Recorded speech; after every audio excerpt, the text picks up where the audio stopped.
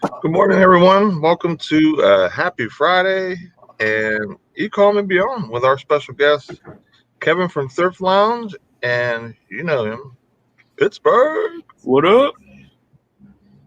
What's up, guys? So happy we see a lot of faces in the house this morning. If Anthony, you want to do the good mornings? I appreciate it. For sure. First person we got in here is Justin Jacobs. What's going on, my man? You definitely get them broski points today. We got Larry Lafferty in the house. What's up, Larry? Jody Meetema. What's going on, Jody? I'll be visiting your country here next week, so should be pretty fun. Got No Money G in the house. What's up, Greg? Got Kelly, the Ecom Mom Ward, Mistress of the Roundhouse Kick. Got Hip Flippin' Mama. What's going on? Key Lime Kisses. What's up, Gina? Good to see you. DC Sales, the master of the license plate, is with us. Got the Bargain Effect in the house. What's going on, Tommy? Got Steven Scroggins. What's going on, dude? Flipping Goodies. Glad to see you here. Welcome back. Got Amy in the house. What's going on, Amy? Good morning. Eric Bischoff. What's up, dude? Got Matt BK Vending and Flipping. Good morning, dude. Glad you're here. Looks like your notification just went out, Nate. Yeah, that's what Eric said. He says, wow, the YouTube notifications are failing this morning. Good morning. Yep. Figures I had this thing sent out or set up actually early for one, so you would think YouTube would be like, all right, we're gonna queue this one up normal. Yeah. What's up, Country Picker? Sistels are booming. So what's up, man? Good to spend a Friday morning with you. Yeah, I have a few things going on. I got my sales from 4 to 6 this month so far. A couple of cheapo items going on, but hey, one was like an Insta sale. So What do you got in Amazon sales though? Amazon is just starting to ramp back up because I had stuff just get shipped in and it's still moving around or whatever, but nothing too shabby, I don't think. I didn't look actually yesterday what my sales were. Yeah, I think I'm going to build a new order and send it in because I'm already sold out of pretty much all my replenishables again. So I think I'm going to send another order in today. Yeah, I hit right at 200 yesterday on Amazon, so nothing spectacular.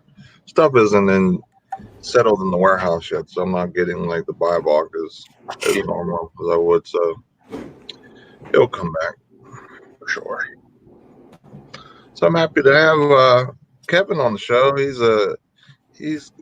was on YouTube, actually a very successful channel. And then he kind of took a break, and now he's back. So it's he's kind of like an OG to the YouTube and to the reselling world, but new to us. So I'm happy to bring him on and introduce him to everyone, and this way everyone knows who he is. If you don't know who he is, so Kevin, why don't you tell everyone kind of just a little bit about yourself and how you started reselling and.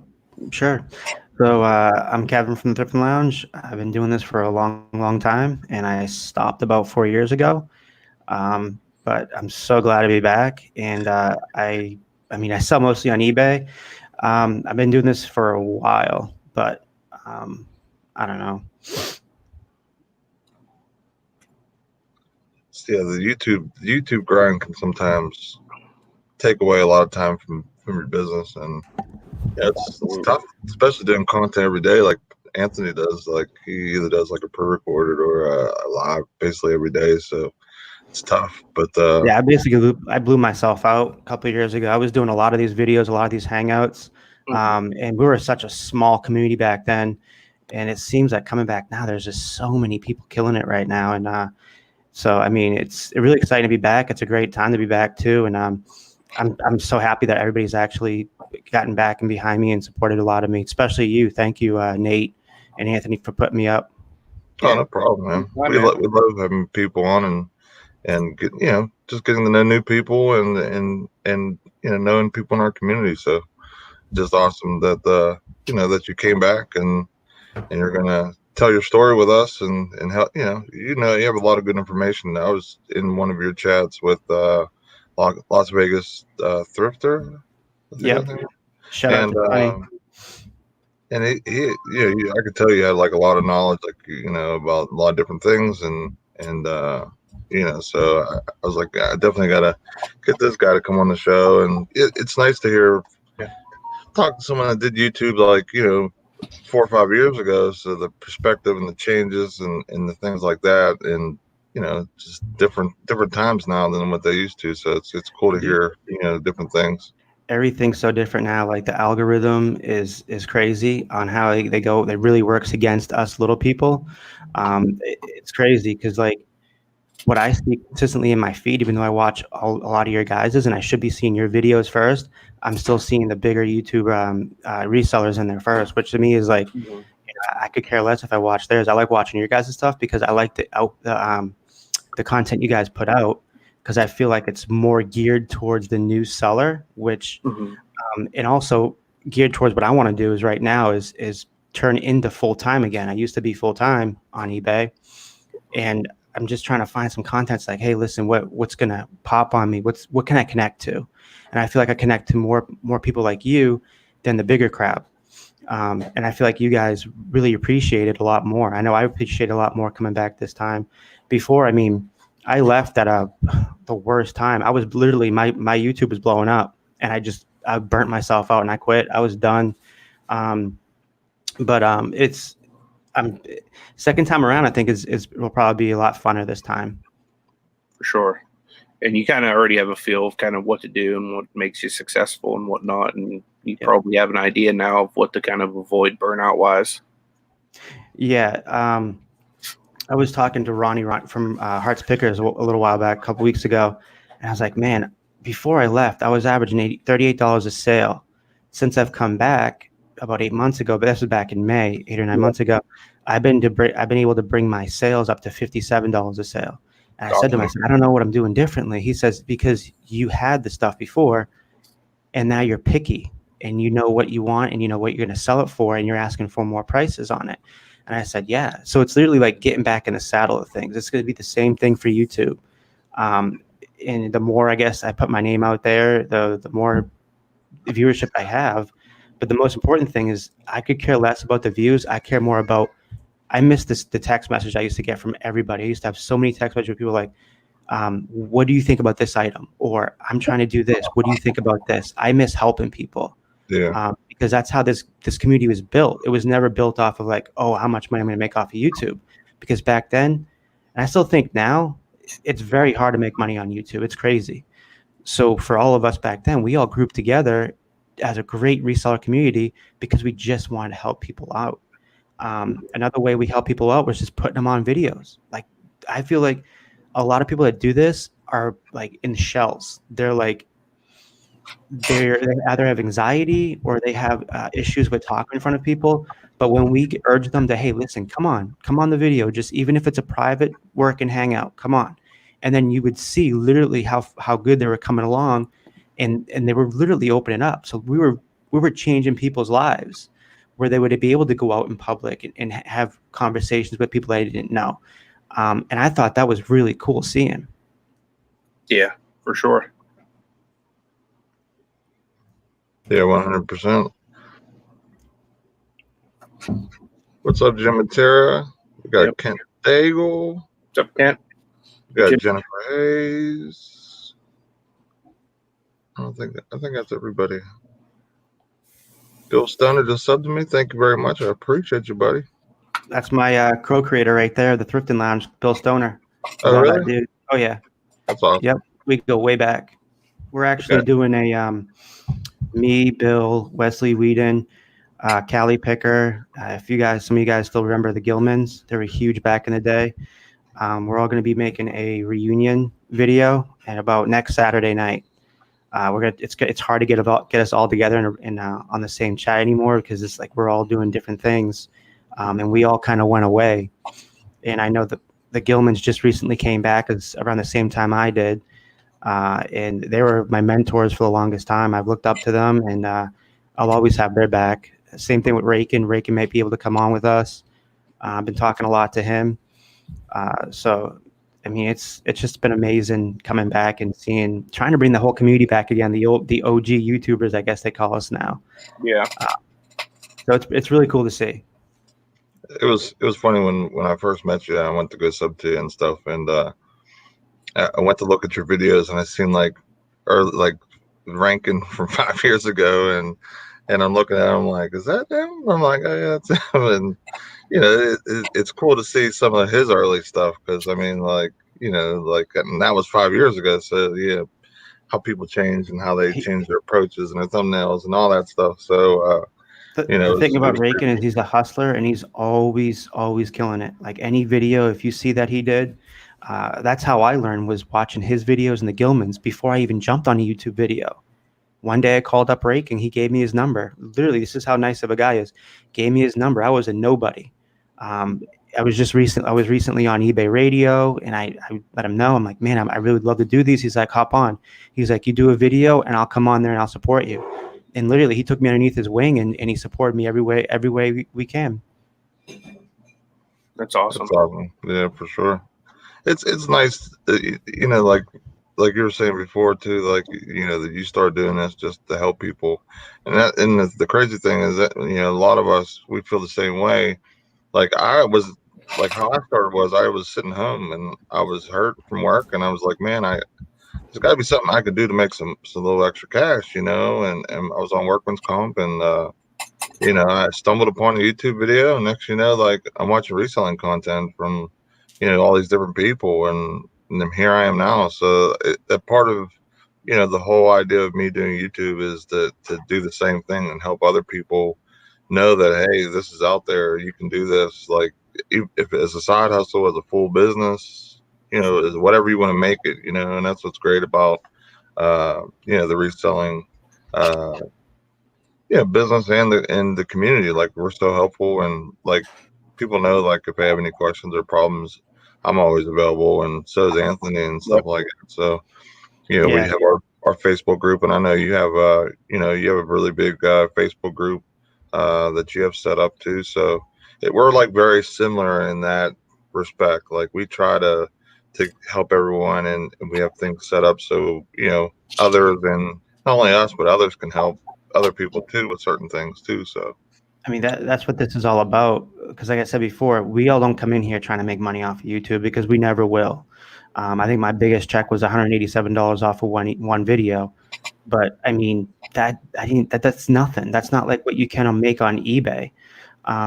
eBay or even Amazon. I mean, all that stuff is that's the one thing I've been in sales since I was 17. And so I was able to put my sales and marketing into my eBay and then into my YouTube. And then I was able, when I left eBay and YouTube, to put that back into my sales.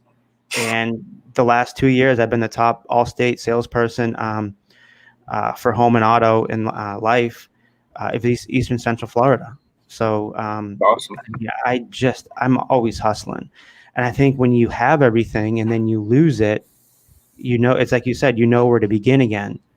But for me, my motivation is more than ever now. Like, I'm motivated to wake up, eBay, sleep, eBay, wake up. And now it's the YouTube videos again. So, and I'm a perfectionist. If I can't perfect something, if I feel I'm failing at something, I'm going to try even harder. So getting used to all this stuff, I feel like, and I was on Texas Treasures last night, his channel, and he mentioned something good. He goes, do you feel like it's harder coming back, building a following again than leaving?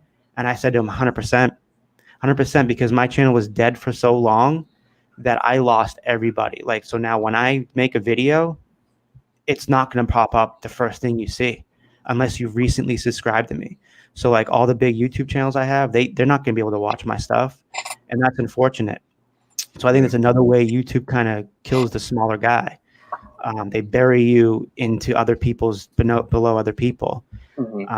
And he's like, would you just cancel your end your YouTube channel, make a new one?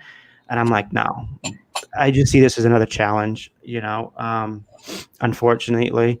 But again, it'll come around eventually if I keep getting on these videos with you guys and everybody else, and everyone else talks to me, and they'll see the content that I can put out, and the it's not just the content, also my knowledge of eBay is absolutely insane. And the most knowledge I learned was learning on these hangouts and learning how everybody does their stuff and implement it in my own way. So like say, Anthony, if you're into hats, well, I'm going to talk, if I need to learn about hats, I'm going to go on a hangout and ask you about them. Yeah, for sure. Or for Nate, if you, I don't know, glassware, just say, I'm going to ask you about glassware. If I'm in an estate sale, I'm going to send you a picture, say, hey man, this looks really gnarly. And then I'm going to ask you those questions. I'm like, what do you think? Show you the bottom, show you the tops. And that's the biggest, I think it's what's hard about new people. They see how much work and effort you have to put into it. And then like 95% of them, they quit before they even start because they want to make that quick buck. And they think that if they list 10 items, they're all going to sell in a week. It's not like that. You got to build your inventory, and you got to get better inventory. The more you learn, the better your inventory is going to get. Right. So down the road, like right now, I have 525 in my inventory. That's the most I've ever had, even prior. And a good part of it's 50% of my girlfriend does all the work too. So if I didn't have that partner, I'd be still probably stuck at 250 because I work full time. I have my kids too. And then, I do eBay also on top of that. For sure. What do you do full time? I'm an Allstate insurance salesman. Nice. Yeah. So I make pretty good money, decent money doing that. But I set a goal for myself. It was actually before my first video I just dropped a couple months. I think it was January 1st. Right before like my New Year's resolution, I turned to my girlfriend. I said, I have a knack for this. I have a skill for this. I have a lot of talent. And I said, I have a plan of leaving my $65,000 a year job by December and going full time. And he's like, I'll support you any way you can. And I'm like, all right. Just because like I feel like when you get done with something, because you've done something, your job for so long, meeting the sales goals, so you hit your bonuses, it burns you out. And I can feel it. I can feel it burning me out already. And it goes in effect to the eBay and YouTube. Like I did not know I was burning myself out here. And like you said earlier, I noticed that I'm burning myself out at my job. Mm-hmm. Last month on my eBay, I made $5,700 or $5,200. And if I can consistently do that and I'm working my way up there, I don't need this job by December. And I'm not, and everyone's like, well, you scared about 401k, this and that. There's IRAs out there I can put money into. There's open enrollment for health insurance. All this stuff's available to me. This is holding me back from going across the country. Actually, I would say across the Southeast at first, in thrifting, estate sales, thrift stores. And, and also another motivation is I like when people tell me I cannot do something. So when you tell me you cannot do this, I'm more motivated to do it. So a couple months ago, my manager's like, and of course I can't tell him like, dude, you have no clue how much people make doing an eBay. He says to me, he goes, he said, you can't make a living at eBay. And I didn't say anything to him. I said, okay. I kept it in the back of my mind. I keep little tidbits in the back of my mind all the time just to remind me there. Kevin, motivation, do it. And so that's going to motivate me in December to go in his office and say, hey, Andrew, I'm done, bro. I'm out. I quit. I have something else that's taken over it's taken over what I'm making, and it's getting in the way of me being more happier with my life. I think eBay brings out the best in me. I've been doing it for so long, and there was that 3 or 4 year gap where I stopped. But again, I eventually came back to it. It's like anything else. Like you go back to it. You go back to your roots, and that's what I feel like I'm here doing right now. And you've done it before, so if you've done it once, you can do it again. Definitely, yeah. It's like everything else. Like everyone's talking about YouTube, eBay. Just hop right back on the saddle and go. Yep. Paul's asking where you're located. I am in Melbourne, Florida. Yeah, so I think it's nice. Orlando. Yeah, it's about an hour from Orlando. Okay. I might have to meet up with you next time we go. Anytime. Dude, anytime. I'm always around, and we go at least once a year. Yeah. I think everybody comes down to Orlando once a year to go to Disney and everything. I think it's nice about, doing eBay and is where you're located too. You're down in Florida. It's a You gold get, mine. you have yard sales basically year round for the most part, and your estate sales are probably pretty awesome down there too for the most part, because you Amazing. do have a good bit of people retire down in Florida. I mean, it's just that's what and it's like, well, when I get older, I'm gonna go down to Florida, like so there's tons of people that go down there. So that, as bad as it sounds, I mean, people die, and then that's when you get estate sales sometimes, or most of the time. So you have some really awesome picking versus like myself up here in Pennsylvania, where wintertime comes around and we're just dying for anything that has a sale in front of it or behind it, because we don't have yard sales or garage sales until maybe beginning April, when the weather starts finally to really start breaking and getting warmer and things like that. So yeah, I'm very fortunate to be living in where I live now. It's a retirement area. We live about 15 minutes south of Cape Canaveral, so you got a lot of the people that worked at NASA that either die or they go into nursing homes and got to sell everything off. And that's where I come in. I love going to these estate sales down here. That to me is like when I was a kid going to museums. I was caught up in the paintings and the artwork and the sculptures. So for me, it's like going into an estate sale. There's anything I can pick there, and I know about it. And I think that goes along with the experience I have with it. And of course, I'm chit chatty, so I love talking to the owners who own the estate sales. And then one thing leads to another, and then I'm able to sometimes pre-pick estate sales and really make a killing. right. I mean, I have a video that I did a couple of years ago where I went to this. It was like a time capsule. We went into me and this girl, Lynn Marie. She used to be on YouTube too. We went into this old person's. It was like 1960s time capsule. I picked the Big Lebowski dude sweater, Pendleton. I sold that for $350 in like a week. I picked up a 1940s Letterman sweater with the guy's name on it. I sold that for $150. A Woolrich buffalo leather jacket. Oh my God, we killed it. It was, if you watch that video and see the smile on me and see how happy I was, that was me in my zone. I was so happy. Yeah. Now, what platforms do you sell on? Do you just do eBay, or do you do Amazon or any other platforms? I do eBay, Mercari, and a little bit of Poshmark. I'm trying to get into like Depop and Grailed. I mean, I got the clothes for it. I just don't have the time to put it on there because my stuff goes pretty quick on eBay. So, and I also have Instagram Thrifting Lounge. So a lot of my stuff is up there too. But yeah, eventually I'll probably, Amazon's that thing that's been on my side for the last 5 years, and everyone's telling me, come on over, just try. Eventually I'll have to pop on there. I think when I get more time on my hand, because I don't like to jump on something where I'm in over my head. I do like to try new things. I'm a huge fan of getting uncomfortable at being comfortable. I mean, get comfortable at being uncomfortable. That's like my motto.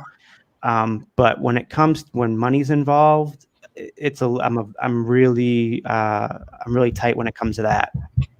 Makes sense. Do you use any platforms to cross post to like Mercari or Poshmark or anything like No, I just literally the pictures that I have on eBay, I screenshot them and then I put them on Mercari, and then like the title, I copy and paste it all on mobile. I just do everything mobile. Yeah, I used to do that a lot before I got on Vendu. Is that a paid? Yeah, it's a paid platform. So how does that work? I've never seen it.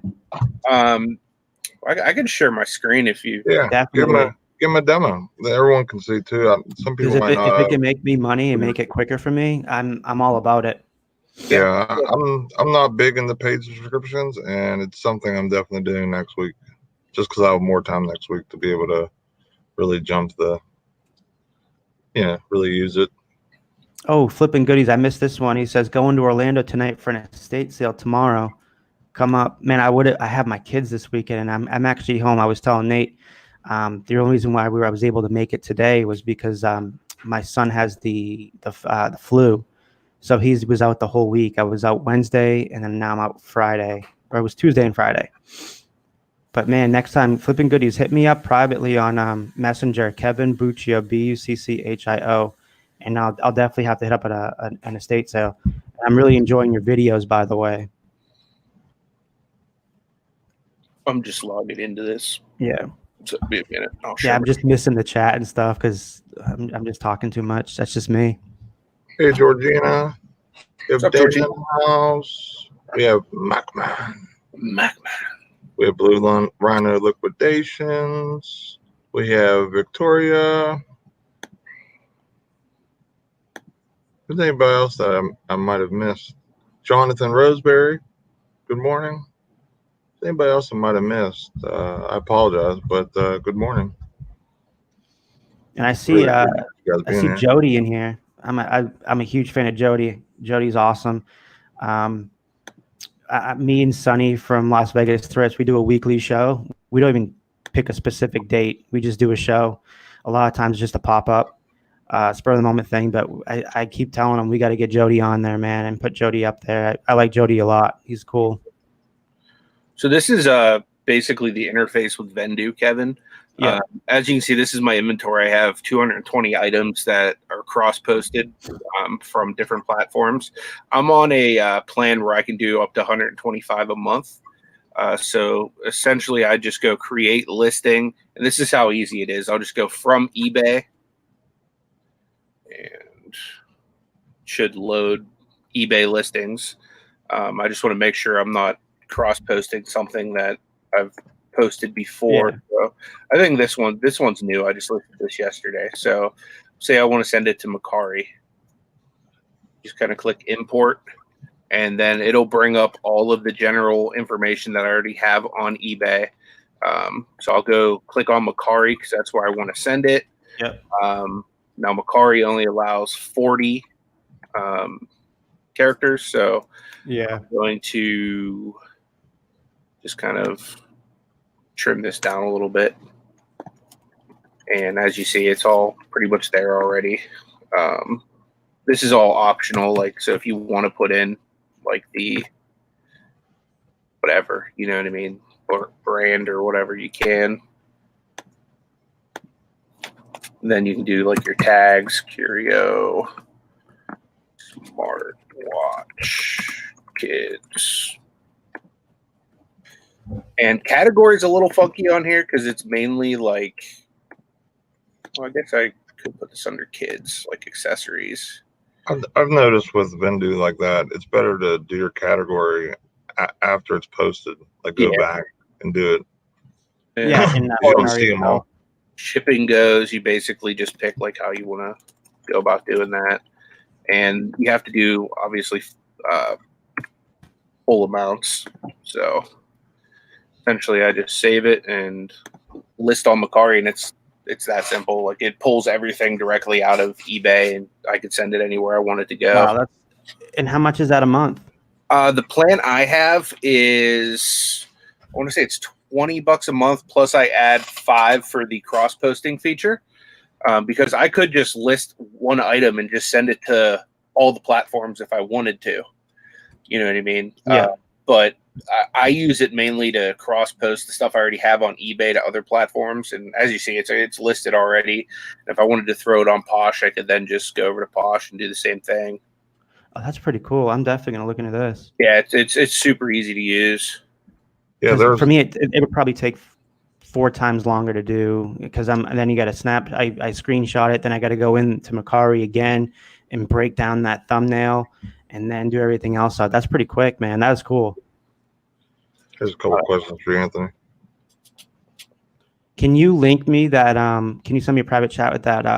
The name of that? Yeah, I'll put it in the private chat right here. Perfect. On here. I'll copy and It's paste. Vendu.co. Chat here on StreamYard. Sales to sales with Anthony. Do you make all on eBay and import, or do you create any in Vendu? Normally, I just do them all on eBay. And the only reason for that is I list from my phone. And then, whenever I'm chilling, that's when I just grab my laptop and I just do what I just showed you there. I'll send the other stuff over to different places. Bill Stenner says, do you think Vendoo is better than List Perfectly? On both, it seems like you still have to do most of the work. Honestly, I've never used List Perfectly, so I don't know. I've only used Vendoo, and the main reason for that is because it was free for so long before, like, they literally just started charging for their platform. So you can do up to 5 free listings a month. So even if you just wanted to try it, I always suggest everybody at least go do the 5. Yeah. Because what's it going to hurt to do 5 free listings, Right. Yeah, because I mean, it looks like you're doing a lot of the work, but really you're not. I mean, you're just really putting in really basic information. Like you put in the brand and just redid the price and just pick shipping. Yeah. You're, a lot of that very quick. Too. Like you don't have to fill in all that information. I just do, so it's easier to find the stuff on the other platforms. And just think, if you sell one item because on Mercari or whatever, and you cross posted it, it makes itself back. Yeah, I paid all the first day for me. Yeah. Yeah, because I mean the main thing, like with all the other platforms like eBay and Poshmark and all them, the most important thing is getting eyes on your product. And by cross posting like that, like I don't do Poshmark, but I probably should because I'm getting more in the clothes than ever, especially new with tag stuff. So like I'm gonna get that next week and I'm gonna put some of my stuff on Poshmark, and I'll probably do it on Mercari anyway. And just basically I want people to see it from all over, from all different platforms. And this way it will get me a better opportunity for me to have a sell, because it's kind of like how if you ever look at your YouTube analytics, like you see your impressions and you see percent people clicked, and the same thing. Like if you have X amount of people looking at your stuff, then you have, say, an average of like 10% of people actually buy it after clicking on it or whatever.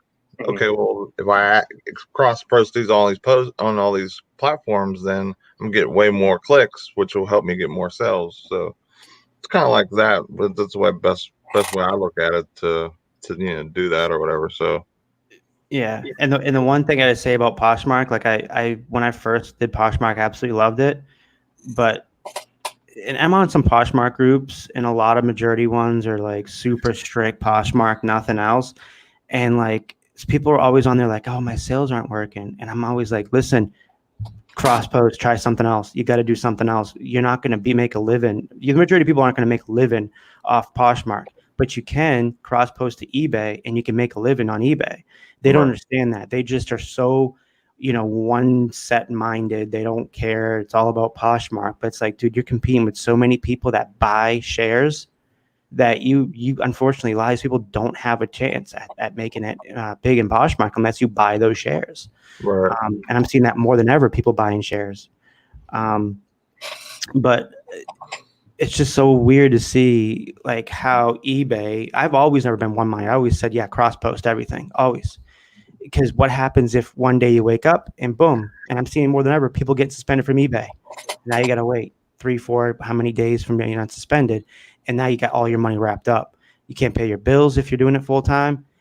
They always think outside the box, because if one's not working, try another one. You may be able to sell more on the other one.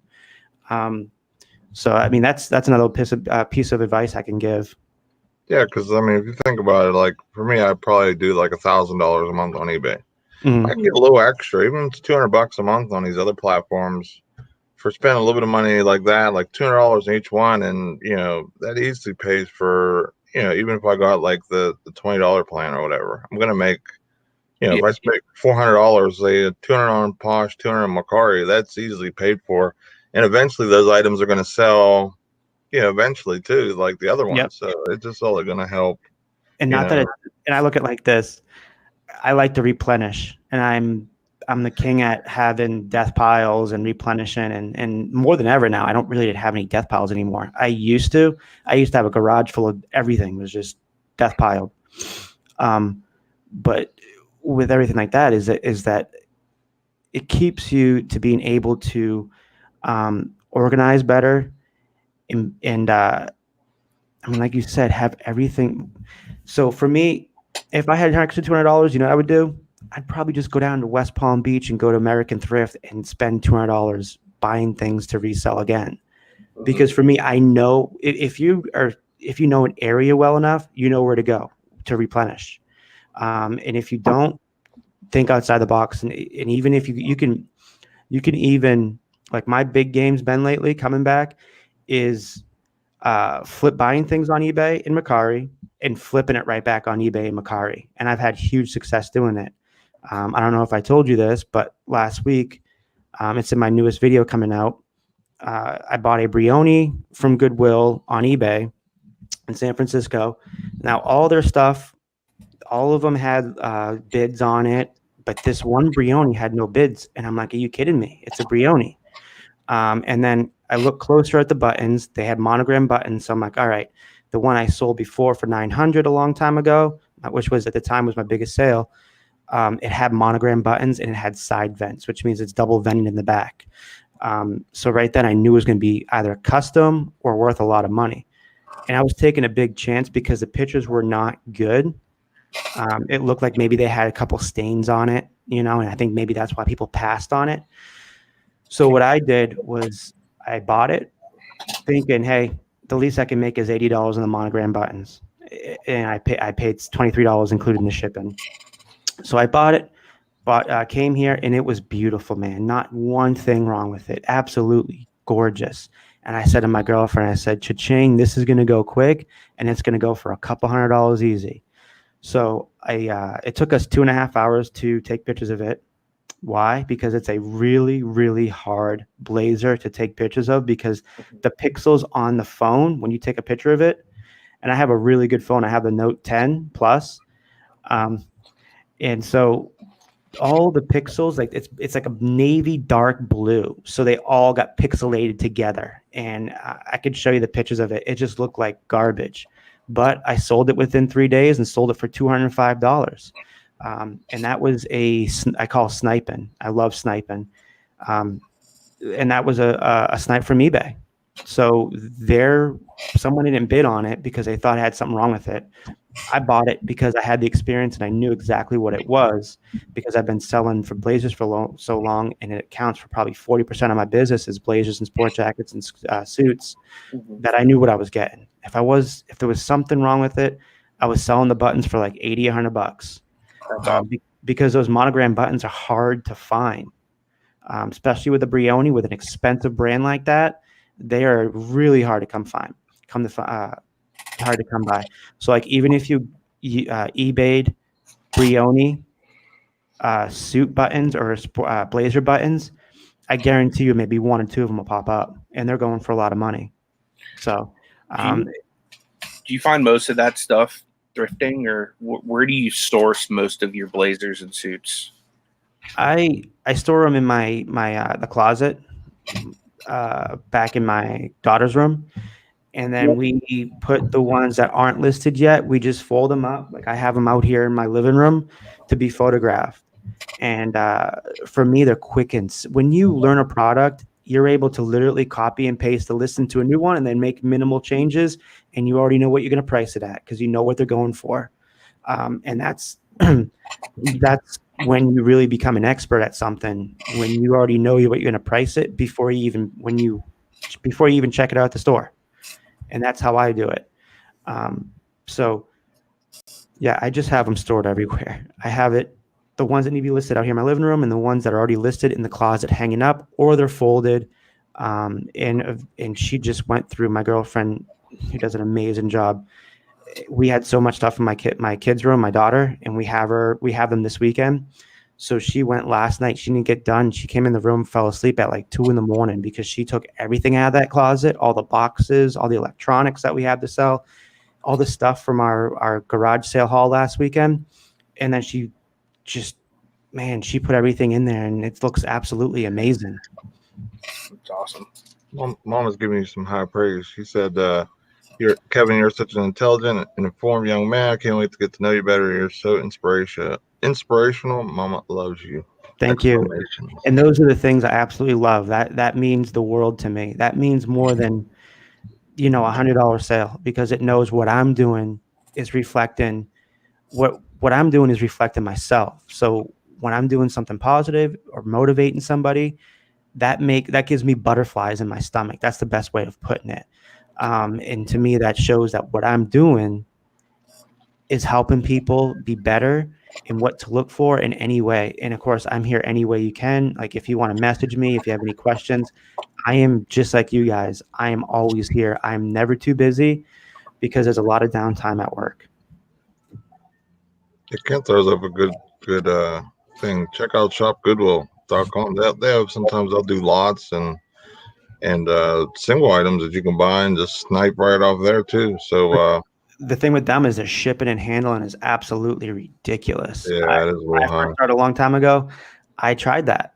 And for like a blazer, the shipping was like $13. And it's like there's no money to be made. And then you already have people bidding on it. If you can get something that's like a little closer to your area, it's sometimes not as bad. But yeah, you're right. You're definitely right. Pick stuff up if it's local. Like if you notice it's coming from a Goodwill in your area, because I've actually gone and I've picked stuff up I've bought off there before. Oh, really? Yeah.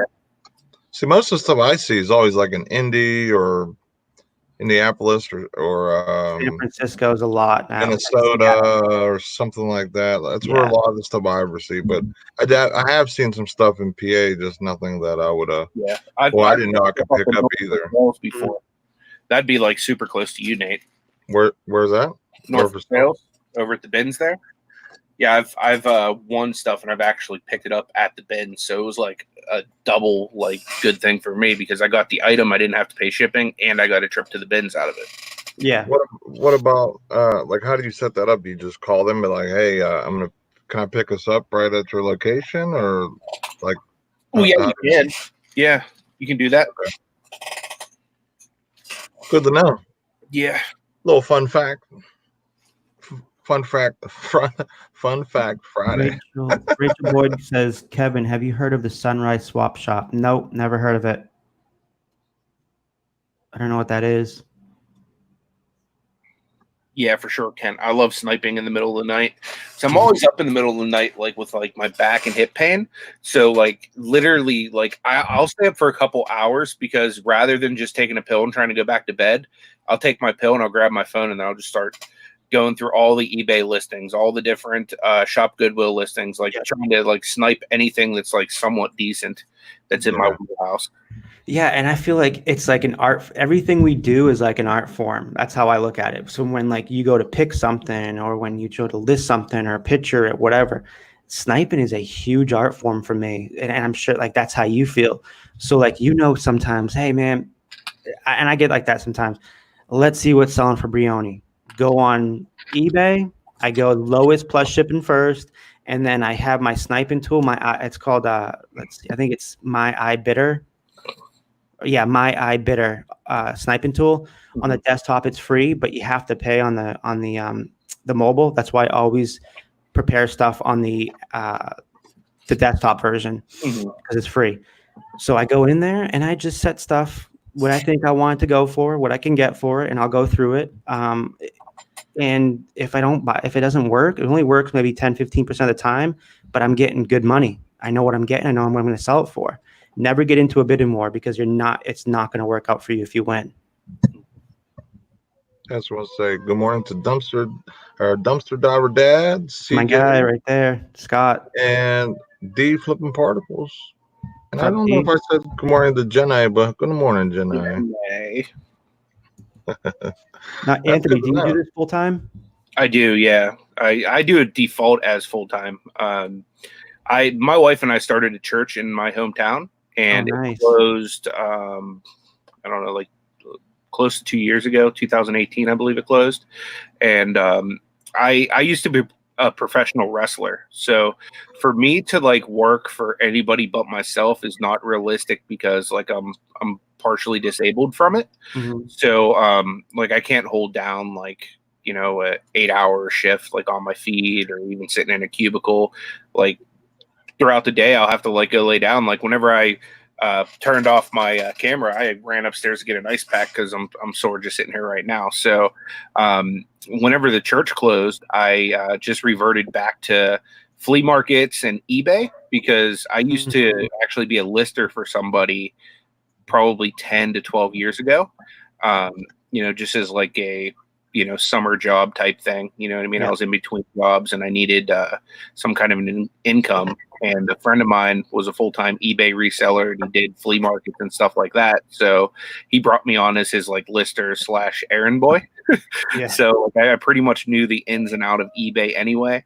Plus, I was getting real into the reseller community at that time. And, I tell people all the time, I learned most of what I know about modern day eBay just from watching YouTube and connecting with the community, like you were even saying earlier. Yeah. So, by default, like I started at full time just because I wasn't able to hold down a regular job. Now, do I make like more than even some part timers? Probably not. Like, I mean, I make enough to, contribute a paycheck to the household, but like, I'm not like balling by any stretch of the imagination. You know what I mean? I'm not like, You go at your own pace. Exactly. Mm-hmm. Exactly. And I do pretty good. Like Nate's seen a lot of my numbers and stuff like that. So, I do okay considering, but I never, try to put on like I do better than I do either. You know what I mean? Mm-hmm. I always, like the video I'm doing that's coming out 1:30 today. I did, that's true numbers. That's what it came to gross, including shipping. And then that's what I paid for it. I had some, I don't know. I think I posted on like Reddit or something. And then he came over from there and he's like, he was all like, "Oh, you're such a liar." I'm like, if you look at all my previous videos, you see the quality of the stuff I get. There's no lie in there. Like, and I don't need to lie. Like, none of us we don't sit here and we lie. I mean, because we all know, because the stuff we pick is quality stuff and it sells for good money. Mm-hmm. So that's what I think is a huge downfall too. And why people quit is that they think that they can't find stuff like we find and make that profit and buy it for so little, even if you're haggling with like a garage sale or something. And that's a huge, like, no, man, like if you watch our videos, so I've been huge fans of, I don't know if you guys heard of Scavenger Hunters. They were like the original podcast for eBay. They're an amazing couple. I was lucky enough, my first interview was to interview them. That was a huge honor for me. And they said, and I don't agree with this. Last week, they're like, their numbers are awesome. Don't get me wrong, but they're like crapping on the YouTubers, like that we fudge our numbers. And I'm like, no, that's not right. Some of us, I don't know, some people may, but for the most part, hop on our Hangout, see what we buy, see how we list, see what we're making, because it's not like that. And I felt like it was a little put down on us by saying that our numbers, I think it was some guy talking crap about the YouTubers. And then like, I think it was Jay. It wasn't Ryan. I think it was Jay that was like, "Oh yeah, we know how those YouTubers get." And this guy's like, I don't know. For me, he sounded like he thought he seems like he thinks he's a know-it-all, but he's a young kid, 23 years old, making a lot of money selling books and buying lots and stuff like that. Mm-hmm. But I feel like us as a community, we're very tight. So I don't think there's anything we can't learn from each other to make the true numbers fit for us and make a living. You know what I mean? So for the first time in a long time, last month, I was able to pay my rent with my YouTube earnings. My eBay earnings. And that was a huge, made me really happy, because everything else on my bonus check last month, it just goes right in the bank. It goes towards my credit card bills, my, my car payment, my insurance, all that stuff. And my goal eventually is, hopefully the end of this year, is to pay down all my credit card debt and a couple of loans I have from when my dog got hit, the hospital bills, and then my AC unit went out at the house that I own, my kid's mom. So I bought that. So my huge goal is paying all that down by the end of the year, saving a couple $1,000s up, and doing buying a condo, not a house, because I feel like I had that issue with the house before, and it's a lot of money to put into for a house. So for me, especially knowing the insurance business, condo for me or a townhouse is awesome, because I only take care of everything on the inside of the house. I don't pay for anything that goes wrong on the outside of the house. Yeah. I think one of the big things for me is, and I was super proud of it, just with straight eBay money, last year, I was able to take my wife on like a dream Disney vacation because she's like the biggest Disney freak ever. So I was literally able to, take her there for an entire week and go to every single park, to stay on property, which we never did before, and do all of the things. Like, I mean, she probably spent thousands of dollars just on souvenirs alone. And like a lot of that was literally just from, eBay money that I made. Yeah, I have the same goal as you guys. Like you just said, the vacations. We're going on 4 big vacations this year for NASCAR. I call them NASCAR trips. We Yeah. went 3 last year. We're going to be doing Bristol in April. Nice. We're going to go back to Charlotte for the All-Star race in May because that was an amazing weekend. And then we're going to go to Darlington in September. And I think we may hit Homestead again in March since they moved it. But we go and then we just pick out what we want to do. It's all like spur of the moment thing. Like if we want to go hiking, we'll do that because that's what we plan on doing up in Tennessee. But man, I look forward to those, and that's a way I can just disconnect from everything what I'm doing, whether it's eBay or my regular job. I just disconnect from it, and it's fun because eBay pays for it. Like eBay money is paying for our trips to go out. And I would never have this issue. I wouldn't have this. I wouldn't be able to do this if I didn't pick this up last year. And another thing that's going wrong with my work is I see it going downhill fast. So what I did was when I started eBay, I think I started at the perfect time for me because I have a coworker who relies solely on work. So solely on the commission, solely on her hourly rate. And she's a killer. She crushes it like I do. But the last 2 months, it's been really, really hard to the point where she's like, Kevin, I may have to quit. Like, I'm not making anything. I'm like, this is why I did not allow what I call the man to depend on the man. I took it into my own hand, and now I'm allowing eBay to take care of me. Like I said last month, paid rent. This month I'll pay rent too with eBay. Yeah. Because I was able to do that because I knew eventually, like anything else, the pot's going to dry up, that money's going to run out. So when you start adding 2 more salespeople when we don't need them, I know they're trying to flood the floor. I'm not going to make as much as I did last year, probably not even near that much. So I picked up eBay, and it's been a savior for me. So many different ways. Absolutely. eBay is awesome.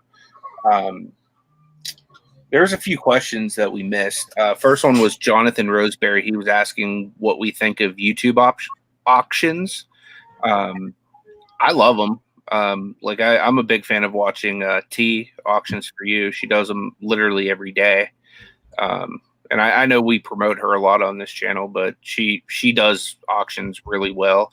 I know Kelly Hit Flippin' Mama does it every Wednesday at 7 p.m. Eastern. Derek does them on Monday. I think he's switching his time up. But yeah, there's a lot of good ones out there.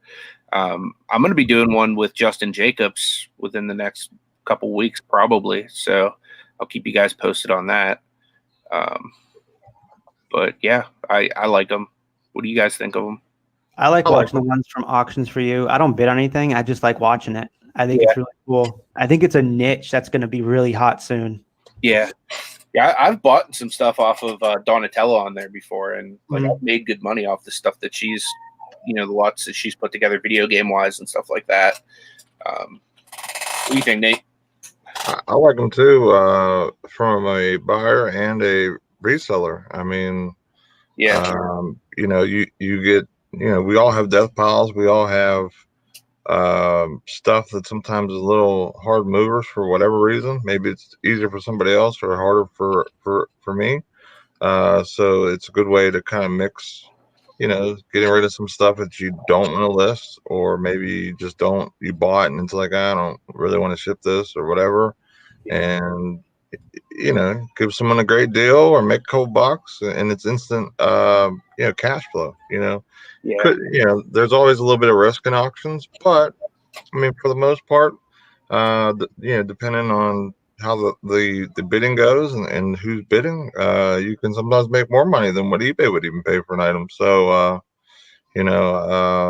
Mike, Virginia Toys and Treasures, he went on Auctions for You with T, and he killed it over there. There was tons of of lots that went over $100 a lot, which it's pretty awesome when you start getting some bigger money in each lot and stuff. So yeah, I mean, that would if I was going to do one, that would probably be there or with Jenna. Jenna says they're having an auction tonight, so maybe let's go check them out. Sub and go over there. Yeah, the Reselling Addicts are definitely a preferred, approved channel of the morning show. And, oh yeah, I like them. I every time they put a video out, I always comment on it and I watch it too. Nice. She's gonna have video games, DVDs, hats, etc. Well, I will be there, Jenny. What time is it? And drop a link in the chat so people can come. Yeah, that's awesome. And look, I mean, this community is amazing. Like to think that how far it's come from when I freaking started is insane with how original ideas are nowadays. Like I think my most original idea was starting a interview. Like I don't know if you guys remember, but me and Green Room were like the originators of starting a interview, the interview format for resellers. We both started that. I would be the lead in for Green Room, which is Steve Rake and Bonafide Hustler and a college picker. And so like I would go support them and be like, dude, go watch their videos, and it'd be vice versa. And I have them on my videos a lot of times. So that was like my most original idea. My second one, which I never followed through with, I wish I did. It was a huge mistake. And if you go back to one of my most recent videos before I left, I made I think it was like a 5,000 subscriber competition. And it wasn't any competition. It was, and I think eventually I'll get back to this. And so it was a mentorship. So it was going to be really awesome. I had so much support by everybody. And the mentorship wasn't any person. I wanted to hear the stories. I wanted to hear your struggles. And I was going to choose the person that I felt like that I felt had the motivation like I had. And man, I had so many great contestants, and I wish I followed through with it. Like I said, I burnt myself. I went crazy, and I couldn't do anything like that. Eventually, when I do have enough time, and if I do go full time, I'll probably look back into it. And it wasn't costing anybody a thing. It was free. It was going to be daily videos. Because that's the only way you're able to find out that they're doing what you're telling them to do and going out and researching is by doing daily videos and seeing them every day face to face. But that was probably my biggest mistake, not following through. So Rachel's asking us, how long do you keep postings if they aren't selling? So I guess we can all kind of answer that, because I know eBay is different for everybody. Everybody has a different business strategy. For me, it's a year, Rachel. And the reason for it being a year is because typically if it's stale beyond a year, I'll pull it and take it to the flea market and sell it there. So that's just kind of what I do.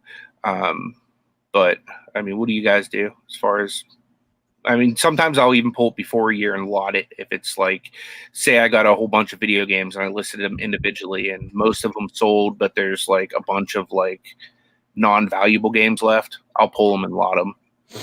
So that's just the way I do it. Yeah, for the most part, I just let them on roll. But yeah, if I sign up for, I don't know which one I'm gonna do, either List Perfectly or Vendu. I'm gonna look at them. But with Vendu, there's one where you can, basically start listing over by just, I guess there's an option, or whatever.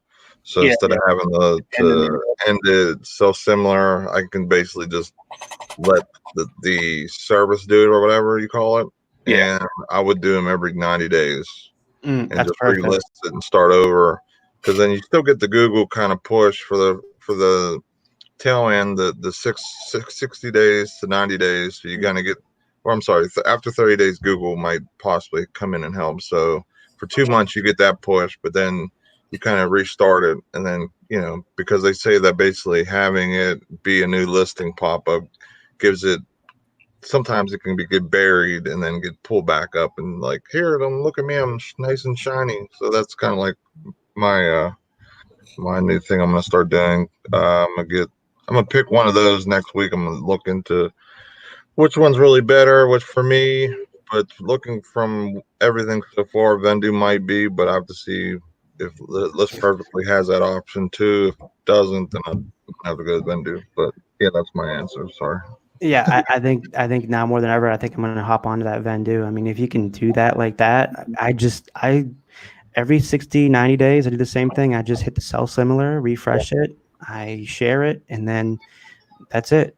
So if you can, yeah, if you can do it that way, I may have to jump on that Vendu even more now, if it's Yeah. that simple. And you may Yeah. need to show me that after, Nate, because that's something definitely that I'm into. I don't ever throw away my inventory, unlike you said, Anthony. If you can lot it together, Mhm. if you have a bunch of things that say a bunch of Greg Norman polos, which I always, if I do find those for $1 a piece, I'll lot them anyways because they're only like $5, $6, $7 to make. So if you lot 3 or 4 of them, you can get $30. But stuff like that, like exactly, man. Like I don't know. I just lot and it's great for stale items, and then just sell similar for me. And I always, I don't know about you guys. Do you guys offer sales on your like a store sale? Yeah, typically I offer anywhere from 10 to 30%, depending on, how good my sales are doing that month, to be honest with you. You want to So know the like secret? right now I'm at like 20% just because like I wasn't moving very much at 10%. So I bumped it up to 20 and now things are starting to move at a good pace. And then I also promote items at 1% across the board. Do you want to Yeah. know a secret the Gilman showed me? And Sure. I've been doing it since day one, since I restarted. Yeah. I bump all my listings up 30%, so it's gonna be 30% more, right? And my items are expensive anyways because when I get best Yeah. offers, it's exactly where I want them to sell them at. So I Mhm. bump them up to 30%.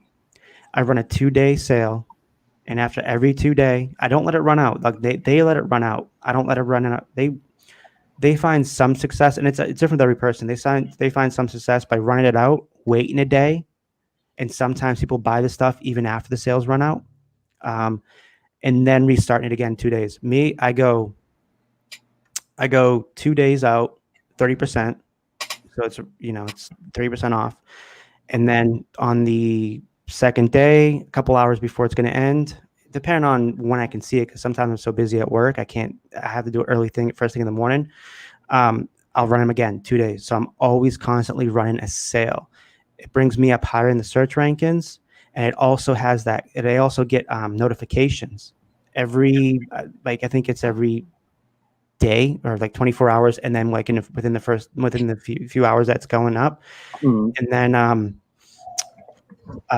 also for promoted listings, it ranges anywhere from 1 to 3, 4%. It doesn't bother me much, but my worst mistake was taking off promoted listings because if you see the graph on, I think it's underneath marketing, there's a graph that shows you your organic views and then shows you your organic views. And on top of that is promoted views. What was killing me when I took the week off, I didn't even wait a week. I took 2 days and I was done. I put everything back on promoted listings because it killed my sales. So I noticed that on my organic sales were great. Sorry, they were down a little more than my promoted sales or the promoted views. I mean, so promoted listings definitely helps you out. I love promoted listings and I love running sales in my closet. Um, and I'm a very superstitious person, so I'll probably never stop doing that. Yeah, I've messed with promoted listings. I even went like a little less of a discount and like went up to 5% across the Mhm. board.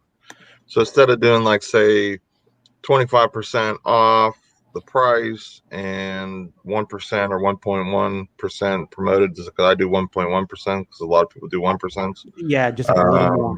Yeah, just a hair more, just a little bigger hair Mhm. more, and you know. So I did that, and then I switched it. I went 20%, 5% promoteds, and it didn't do anything. So it actually made it worse. Surprising. I thought if eBay had more skin in the game, then I thought, well, maybe they'll push my items way harder. But maybe I didn't give them enough skin because that's right around probably close to what trending is. So I'm not Mhm. really beating anybody there. So maybe I might go like my next one. The last time I'll ever try, maybe I'll do 10% promoteds, 15% off or something. Because then, I mean, if you look at it, it's roughly around.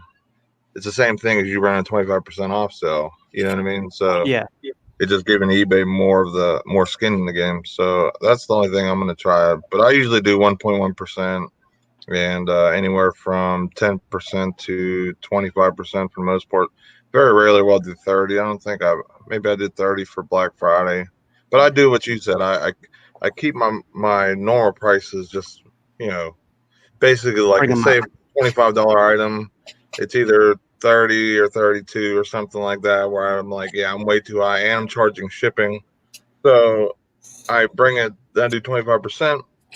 It brings it relatively where everyone else is, and then I do best offers too. Sometimes they'll offer $22 where I'm hoping to get 23 or 24, and I'll just take it. You know what I mean? Where I'm happy with it. But I do that because you hear a lot about activity. Like it was funny. Like my eBay has been so bad this month, and last night I was hanging out and doing starting to do a listing, and boom, I got a sale, and then I listed an item, and then boom, that item sold. So I'm like, okay, well maybe there is something to just activity. I mean, like usually Yeah. I'm very active. I'm always sending offers, doing other stuff, but I'm maybe not always able to list as much as I like. So that's why I like putting the best offers, because maybe a best offer is maybe I'm just a hair too high for somebody. I take $1 less. You know what I mean? Like, sure, get it out of here. I'll take Yeah. $1 less. That's nothing. I best offer everything. It doesn't Yeah. matter. Well, now, mind you, being the $1,200 lens I sold, I shouldn't have probably put that sale right away on, because it would have been $1,800, and it sold within 2 hours. But when I'm on my lunch break, as soon as I'm done with listing my 3 items, I go in and I go into marketing and I put all my items that I already listed on sale. So it was my own fault. That guy paid full price, $1,280, man, and it would have been so much funner if it was $1,800. But hey, Yeah. for $40 for a box full of lenses, and I Right. just sold another one yesterday for $130 that I'm going to be shipping out this morning. That's Man, how awesome. can you go wrong? That's probably my best finds ever, and I've had a lot of good finds. It's just my biggest mistake, I tell everybody, was not offering, because it was the last day of the estate sale, and we're the last people to leave, right? And it was a family-run estate sale, which is super rare. It's from when I see family-run estate sales, my eyes go, because I know that everything's gonna be underpriced.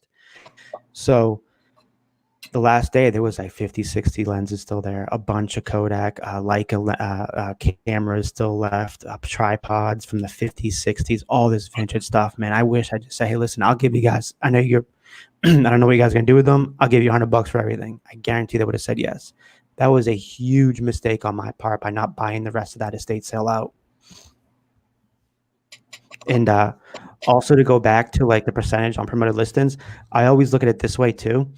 Think of Poshmark. They're 20% per sale, right? When you sell it, their fee's 20%. So what's 3, 4, 5% to me on eBay? It's I'm still making out 3, 7, 8, 9%, right? That's how I base it off of. And plus, we get a lot of those. I feel like I get more low ball offers on Poshmark than eBay, anyways.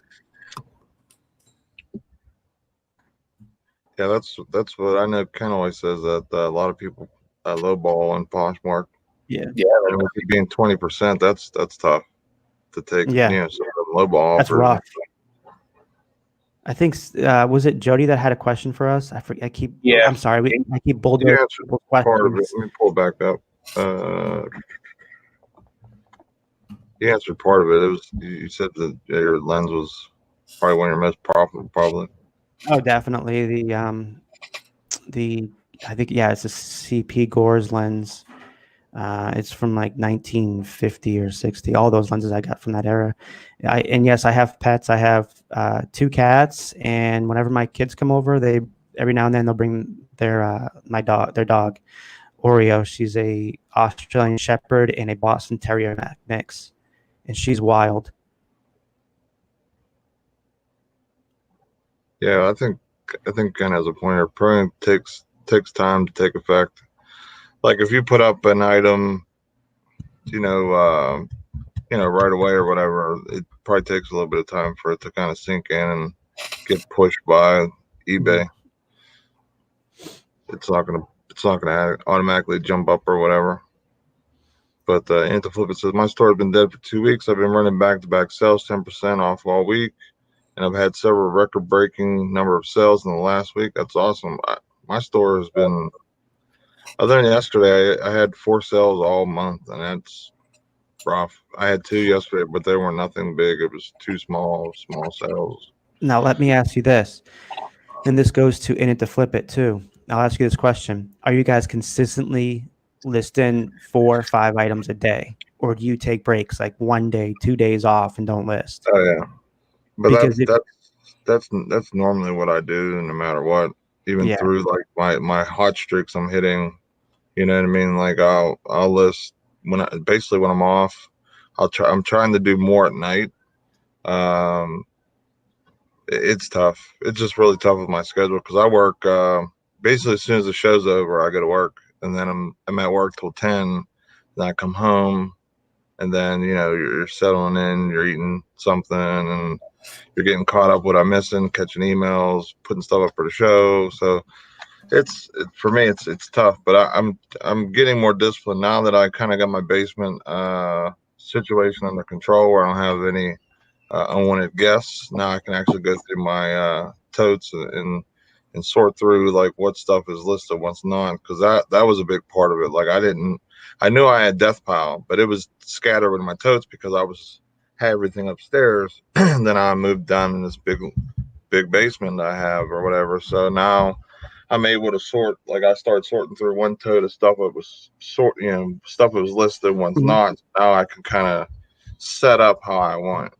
So I'm definitely gonna be able to get more. Be able to list more frequently, just for the fact that I'll be able to know, hey, okay, I got all this to list versus now what do I have to list? And it's all Yeah. conjumbled. It's just piles of clothes all conjumbled and And everything else. you do this by yourself, right? Just your wife or My girlfriend? Sorry. my wife helps me with more of the Amazon side, Okay. but yeah, I mean, for the most part, it's on the eBay side, just me. Yeah, it's when I think what held me back so long was I was by myself. My kid's mom wasn't going to help me out. So my girlfriend, seriously, I cannot thank enough that she came into my life at the right time. She is into anything that I do. Like I've never had a girlfriend that was into any. I always had to be into what they were doing. Mm-hmm. So when I wasn't even looking for a girlfriend, she came along, and it took us a while. She's the only girl I've ever taken a while to really want to be like, okay, well, maybe we should maybe we should date, maybe, maybe we can something can work here. And I'm so glad we did, because when I started picking up eBay, she was right there with me watching everything that I did. And that was cool. And the same thing goes with NASCAR. So she never went to a race. She never had the opportunity with her ex-husband to do stuff like that. And we were going on vacations, and she really enjoys it. I feel like I bring out the best in her and she brings out the best in me. And I think having that connection and being on the same page, it's a win-win situation. And again, like I said, having her with me makes me more money on eBay because we do everything so much quicker. I'm able to list 5-6 items a day because she does half the things with me and helps me. So if you can find a worker or a partner like that, especially when you don't have to pay, For sure, it's awesome. Yeah, I'm hoping. I have 3 kids, and the wife's with them constantly. I'm hoping, in a few years here, my oldest, he's 7 right now. He'll kind of help me do some things with the business. He seems like he's interested in what I'm doing already. So I'm just hoping that that trend will continue. Then, I mean, even if he just took pictures for me or whatever, then just sending me the picture or having the pictures or sending me the pictures, now I'm able to listen on my breaks, or if there's a dead time in my day, say a truck hasn't come for work, now I'm able to do that or whatever. So yeah, like you said, like just having someone do part of the job and helping you and having some like just enjoying what you do is awesome. Like my wife helped me with my Amazon. Like that's something that, when we go out as a family, like we run around and do together, and it's just really fun for us because we almost have like a competition, like who finds like the best stuff, and then when her stuff sells, she'll be like, "Ha, I told you." You know what I mean? Like it's like a fun competition like we have. And you need that. Competition gives you motivation. And that's Yeah, what I love. Another thing about the community, I love motivation. We used to run, even though I didn't have nearly as much inventory as a lot of people that I used to hang out with, we would run like competitions, like week-long competitions, day-long competition, month-long competitions. But what it was doing, and I didn't know this back then, is it was motivating us every single day to list more. And you know what we were doing? We were making more money when we were right. doing these competitions. That's something that'd be Mhm. pretty fun to bring back, like a weekly competition or monthly listing competition or whatever it was, and with some sort of benefit or like a gift card or something like that. Um, I'm just I just think of ideas on the spot. That's just how I am, I guess, and I just got to write the stuff down after. Um, uh, if you guys haven't noticed, I'm really good spur of the moment, off the cuff, like spontaneous, like with talking and coming up with things like that. I think it comes with my sales background because I know I see a lot of people that do videos. A lot of them use scripts, and if you ever see me with a script, my second video back, please don't watch it. It was horrible. I can't do a script. I Yeah. was literally sitting there for 2 hours, 12 o'clock at night. We started at 9, or sorry, we started at 10. And I was like so exhausted. And my girlfriend's just like, just read this script is right. And I was getting tongue tied. So I do better like this, just like Yeah. rambling with you guys because I stuff think a lot pops of in my people head. enjoy like just being able to see you naturally too in your element. Yeah. I mean, yeah. And I'm full of a lot of energy. That's the thing with me is everyone's like, man, sometimes I'm too much for people. But I get it when I get excited, I show my emotion. I wear my heart on my sleeve and I get so enthusiastic because whether you're selling something for a lot of money or I'm selling for something for a lot of money, I'm excited for you. Just like I know you're excited for me. Like I can't go out and tell my friends, "Oh my God, I just made $1,000 on this." So like, I don't know what you're talking about. What? What is it? At least with you guys, you take that knowledge and you're like, okay, I see what you sold. Let me see if there's something else out there, or let me try to work that way around there. And that's real methodical on all of us. And it's a smart way of doing this. And another good thing is I take these videos and I rewatch them just to see if I missed anything. And I can use that little bit of knowledge in the back of my head and write things down. I write everything down. That's cool. Jody just threw Kevin's link out there for his premiere he's having in 2 hours. So, guys, I really would kindly ask you to go check that out. I think Kevin's a really, really cool dude, very smart, and Great. like he does great content videos. I mean, been doing this he's back doing it again. So let's keep him motivated and give him some views and some thumbs up, and Yeah. we would really, really appreciate it. So.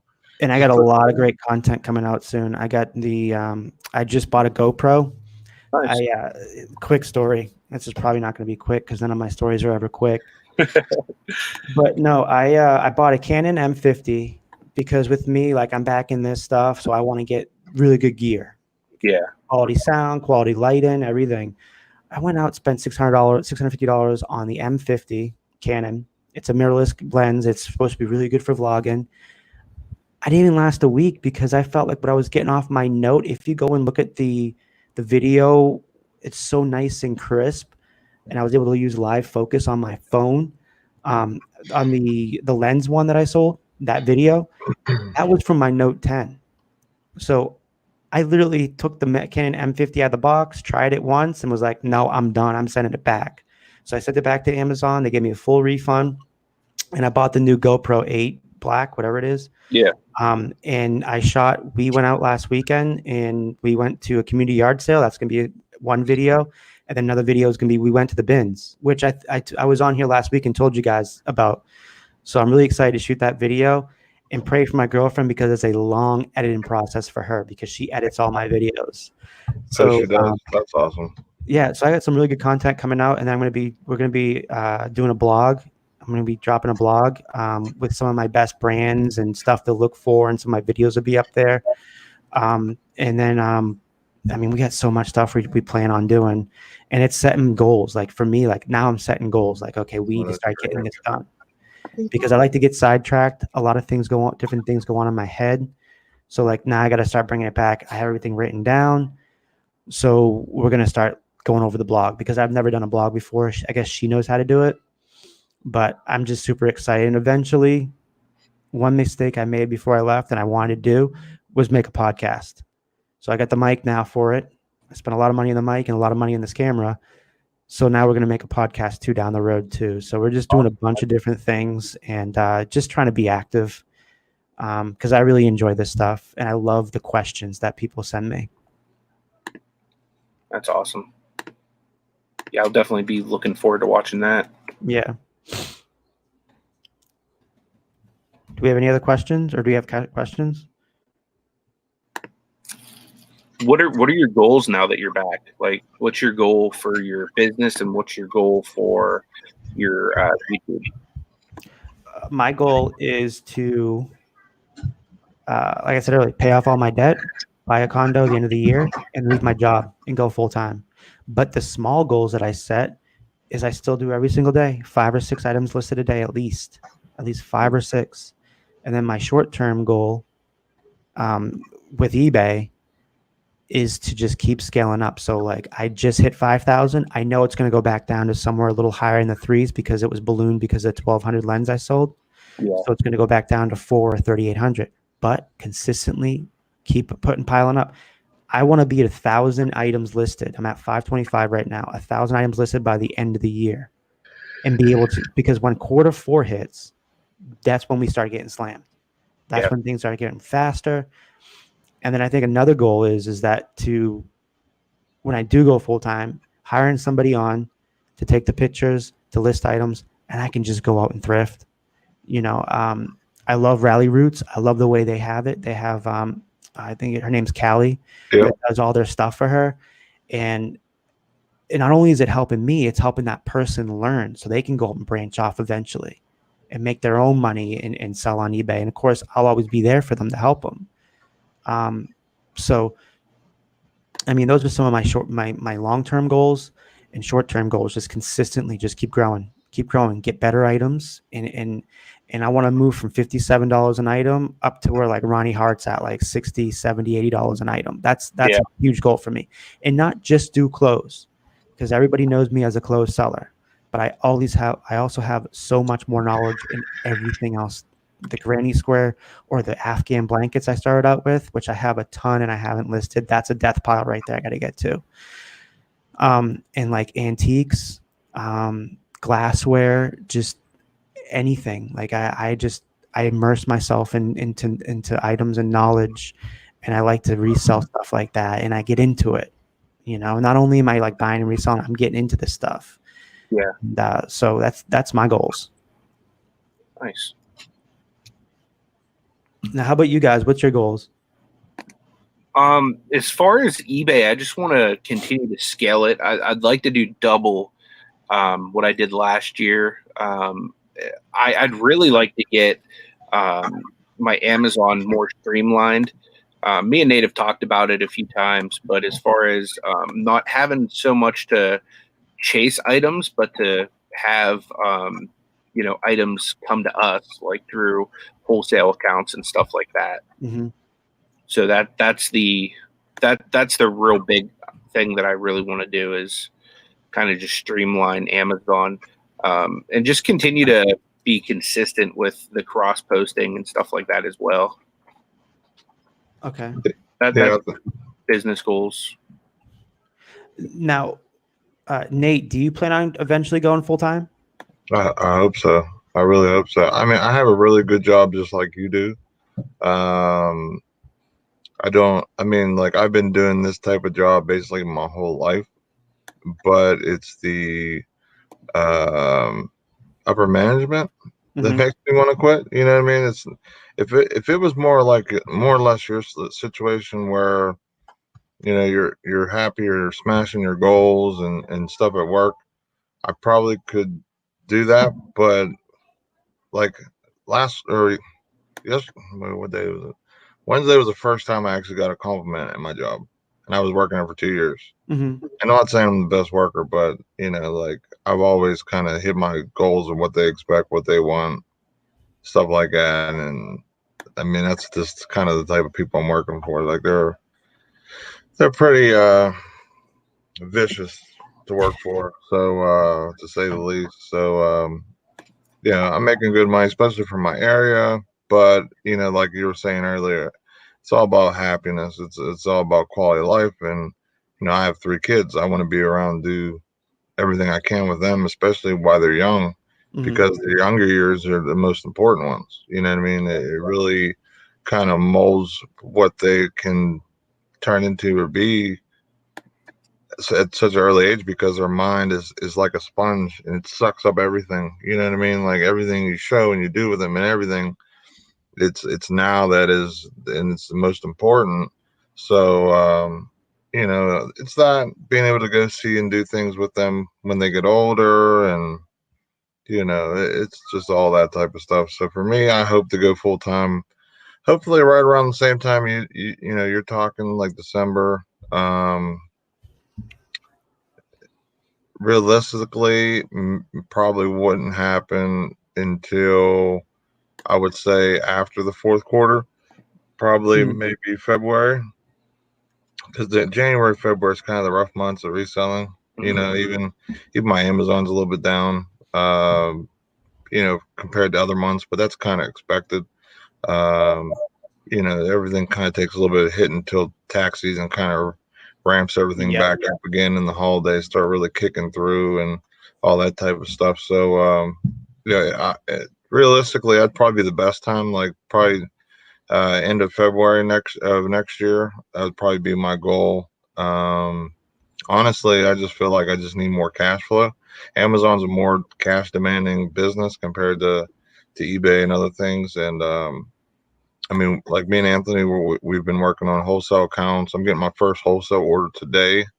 It'll be hitting. Congrats. So I got engaged in a whole category and a brand, and I'm just hoping to keep piecing that along little by little. So this way, anytime there's clearance or a hot item for next Christmas, I can just basically go get it, throw it in a buggy, and just really cash in if possible. So I think that will increase. So I'm hoping to double my Amazon compared to this year.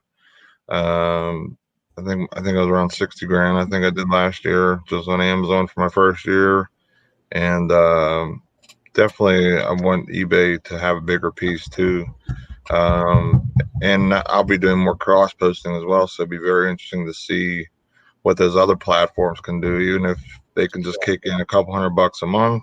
I mean, that's a couple hundred extra bucks a month of cash flow that and profits that will just really kill it. So I really hope to to have that really gear up my garage sale season too, like being able to get fresh inventory and just really pour it into all these platforms and seeing how fast and what sells it would be really awesome to see. Yeah. You kill the game though on Amazon, man. Like I've been real impressed with watching you do what you do on Amazon. Thanks, man. I appreciate that. We got Commonwealth Picker in the house. Good morning, Kevin. I shouted him out. I just shut him out. I'm a huge Commonwealth Picker fan. Like I have a whole playlist where I just play Commonwealth Picker all of his videos. Man, he is a world full of knowledge. Yeah, he's legit for sure. Kevin's the man. Plus, how can I go wrong? Because he's got my name too, Kevin. So I mean, that's even better. I like the way that he goes about like negotiating with people at these garage sales. You know what I mean? Like he does it a very kind way that kind of it's easier to win over people. You know what I'm saying? Like where some people might have a hard number where they're thinking about something, well, you can kind of, kill him with kindness. In other words, is the best way I can put it. And Kevin really does a great job with that. So Sure. I really enjoy his stuff too. I don't get to watch it as much, but I definitely do watch his videos. So I'm really happy to see him in the chat this morning. So thank you, Kevin, for coming in. Appreciate it. Definitely. And you know that he works full time as a teacher too, so he's catching us like in between like probably classes right now. So that's super cool of you, man, to pop in. Yeah. Unless he's he must be having his Valentine's Day parties or whatever. I don't know what grade he teaches, but he might be having a party with a little Valentine's Day love. But I can't wait for Kevin to have garage sale videos coming up soon. I think everyone's just super excited for him, man. Like I know I am. I know Anthony is. We'll be able to do some more, some more collabs together, and Which then Kevin? we have. There's two now. There's Commonwealth Picker Kevin, and there's Kevin me. I guess everyone. I mean, well, you have him now, but Kevin's in Virginia, so he might be able to get. Yeah, you guys have him. I was more or less talking about and I was just kidding. I know you have them year round, so I said it like that. But Commonwealth Picker, so I teach teenage girls, so that would be not great. So, but yeah, I mean, the name of the game is, especially for my business, is just picking better, picking more stuff, getting more knowledge to not miss stuff. Like when I leave a house for a garage sale or whatever, I want to basically know that I got all the good stuff. You know what I mean? Like Same here. Like after I left that place, like everyone's like, "Dang!" Like I just missed out. Like you know what I mean? Like that's the way I want to do it. Not, man, I didn't pick up that glassware because I have no idea about glassware. So yeah, it's just having the knowledge, and that's why I like watching a lot of the garage sale stuff, because you see all the different stuff, and not only do you see it at garage sales, you see it at Goodwills and thrift stores and stuff like that. So my thing is you know how you say you want to make sure you have the most things, the best stuff when you leave. My thing is I feel like I'm a showman, so I love the attention. So when I leave the thrift stores and I have piles full of stuff, like when I was at the bins, and then when I went to American Thrift in West Palm a while ago, and when I had like a whole pile of stuff, and you see these people are like, what the hell does he do? Like, what is that's? There was literally people in line when I was in West Palm at American Thrift, because we had 2 full carriages because it was half off the clothing, and they had amazing clothes there. So there was like a huge pile over the cart, and these people were in line like literally their mouths were dropped. And I just love it. I don't know. I like showing off like that, I guess. It's a little cocky, but when you start knowing this stuff, it makes you feel a little bit better. Yeah, I feel you. For sure.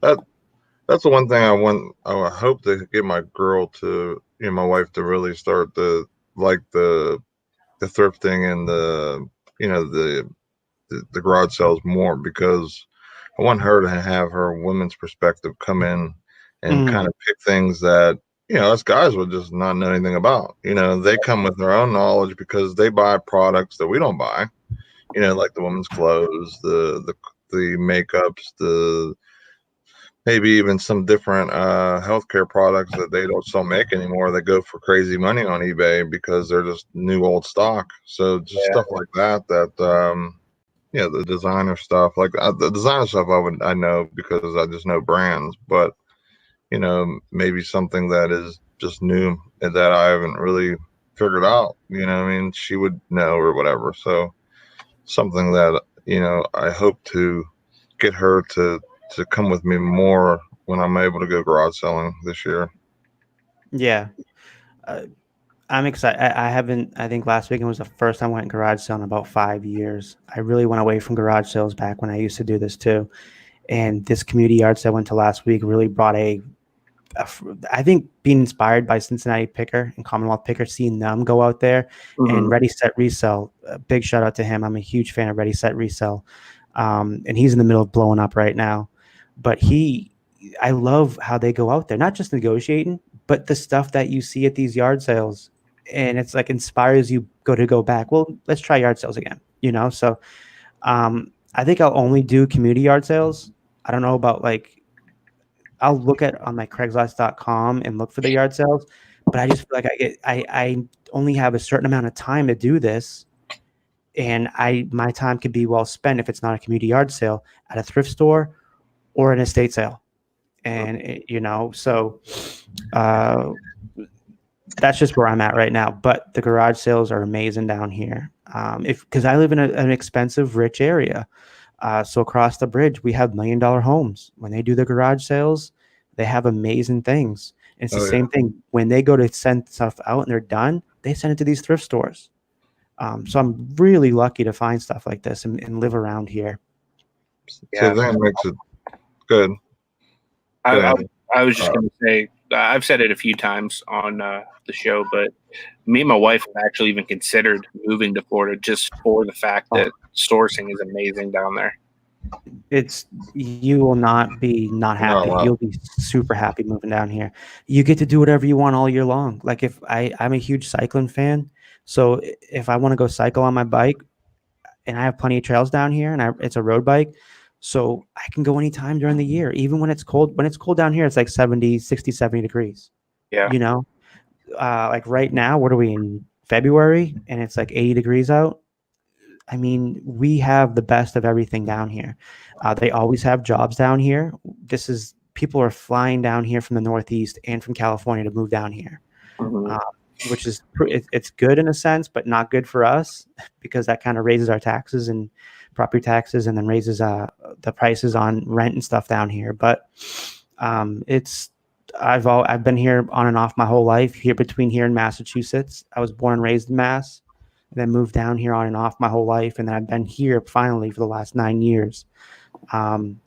So it's pretty cool to see when you do go to different places, like going back up north and seeing the different things that they sell up there compared to what you find down here.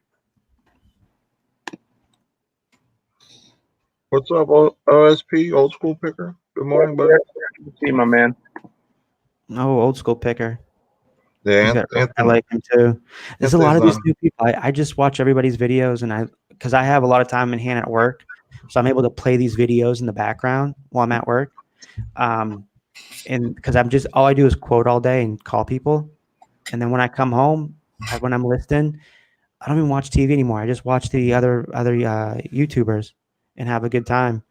And I saw Thrift Beast is in here too. I'm a huge Thrift Beast fan too. Oh, he's a good dude. Super nice. Yeah. Anthony's not allowed to move down Florida. Can't do it. Yeah. Hey, come down. I'll show you the area, man. Anywhere in Florida. I'm always looking for new areas to pick. I've been down to Florida. We when I was little, we used to come down basically every year and go different parts of Florida for vacation and to the beach and all that type of stuff. So I've been to a lot of different areas. Like a lot of people, they might hit like the one spot every year. I mean, we went all the way like around like the coast of like Florida for the most part. I mean, we went to Panama City. We've been to Clearwater. We've been just everywhere. Daytona. I mean, West Palm. I mean, Orlando, Tampa Bay. I mean, we went basically everywhere. Miami, Key West. We went down there. So I know Florida pretty decent for a guy that just basically went down there to vacation. But it is nice to be able to yard sell year round. I mean, that's probably the best opportunity anybody's going to have to score really at some awesome products. I mean, estate sales are becoming a little more pricier unless you're going half price days. Goodwills are starting to get more pricey, so it's making it a lot harder for us to get things at a right price. And not only that, they're even selling on Amazon and eBay and and other platforms too. You know, the Goodwills and things. So you know, it's a little harder, but you know, at the garage sales, you can get a lot of things for $1. You know what I Yeah. mean, or for really cheap, where you can turn and flip it. So, you know, this year coming up, I really hope to really pack this basement with a lot of great inventory for a really good price, hopefully. So I'm hoping to hit a lot of cluster sales towards Pittsburgh, and that's usually what I have to do. I have to usually drive about at least a half hour, um, you know, into the heart of Pittsburgh for the most part to hit these clusters. Because in my area, you know, there might be some sales, but they're kind of, you know, far apart, and there's only maybe like 15. So I'm doing, you know, hitting 15 sales, but I'm driving 15, 20 minutes to each one, where I'm not, you know, a lot of time is passing through between each sale, which for the most part means you're going to miss out on some stuff. So if you got a lot of these clusters, I think last year I hit one that was like 66 or 100, something like that, like yard sales, and it was all in this big like community. Like you can, if I really wanted to, and if I was going to pick a lot of smalls, I could have literally brought like my Ikea bag and just walked up and down the streets. But since I picked up a windowless air conditioner, I had to drive basically like door to door. Well, not door to door. I went block to block, I guess, and I just kept picking up stuff. And every time I, you know, get too much stuff, I'd have to just run to the car. So it wasn't too bad. It just Last parking week, was a little rough. when we went to the community yard sale, we literally, because the houses down here, as you probably know, they're literally right on top of each other. You're like 10 feet from your neighbor, no joke. So we had the car. We went to a few in that area, and then we would jump in the car and then go back into a few and then jump into the car again. But man, it's community yard sales are a gold mine because you get everybody trying to get rid of all their crap. At the same time, especially electronics. I think garage sales are great for electronics buyers. Yep, I agree. And those are the things I tend to target during like the summer months here in Pittsburgh is community sales. And I don't really care how far away it is. Like I'll literally all weekend I'll be trying to track down community sales, and I'll literally spend all day Saturday just trying to get as much stuff as I can. And normally by the end of it, like I'll find people that are just getting rid of stuff, and I'll load my van completely to where like I can barely move in there while I drive. It's a good feeling though. Yep. Callie Picker, he's another OG YouTuber. He's gonna be on I was telling you guys earlier, he's gonna be on the reunion video we make next Saturday night. Nice. I'm like probably 3 hours from Davey. Davey's far from me. It's like Davey's over by Naples, if I understand correctly. I think that's where it is. But it's far from me, I know that. But again, I'm not scared to go up places like that. I love picking anywhere.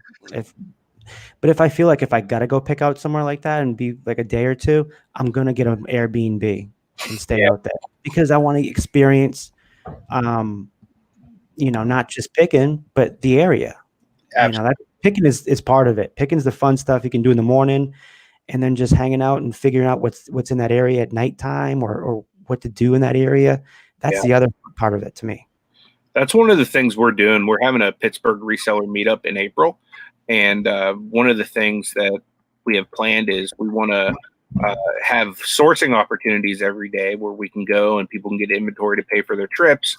But we also want to make sure that that there's like one fun activity to do every day. So that way, you know, people can experience Pittsburgh and like what it's all about that, you know, that makes it great. Yeah, it should be really awesome. We have a bunch of people that are. You guys were talking about it last week. Mm-hmm. Yep. Yeah, we got a bunch of people saying that yeah, they're coming, so we're really excited. And there's also what is it? StillCon they call it. It's like a Comic Con they're having.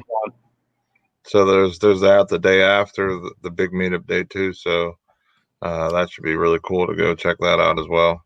Yep. You know what I would like to do is like I see a lot of these areas now, a lot of these different states. They haven't come to, and it's weird because Florida is like the convention capital of the world. So I would like to get a bunch of resellers together and just do a convention. I think that'd be so cool. It's so hot right now. People want to buy used clothing. I think it was Jody. No, it wasn't. It was Jane Fonda the day said she's only going to buy used clothing from now on. Same thing with Miley Cyrus. All these people are like really helping us out, honestly. A lot of these hipster kids and these younger crowds are going, and I see them in there at the thrift stores, thrifting. I get a little aggravated sometimes, but I see them in there. But it's bringing a huge another group of people into what we do, and we're a huge source for them. So I think having like a convention or something like that would be so amazing and pretty cool. Yeah, for sure. It'd be pretty awesome to go down to Florida too and have a workcation. Yeah. Yep. Yeah, that would be.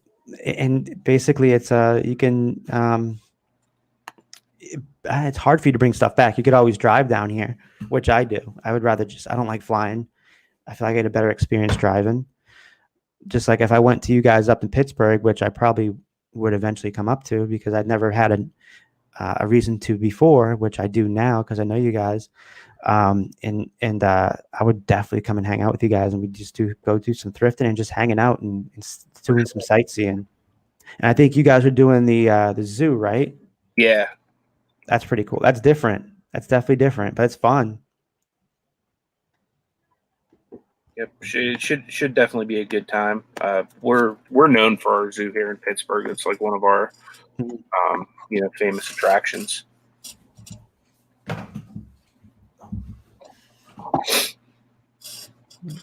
Well, starting to get close to that time, so we're gonna start winding down. Kevin, if you want to throw your link out for your premiere, so everyone can go hit the reminder for that. Yeah, I gotta see if I have the. I don't know if I have the link. Let me find the link real quick. Anthony, you got anything going on today? I'm probably going to put out a vlog today. If not, it'll definitely be some kind of a live. I'm not entirely sure, but I'll definitely have something happening on my channel today. Awesome. Yeah, I'll be going to work today. So. Oh, that sounds like fun. I'm glad I don't have to work today. Oh. Today's not gonna be too bad of a day. It's Fridays. Like most of the office people are there for like an hour or two.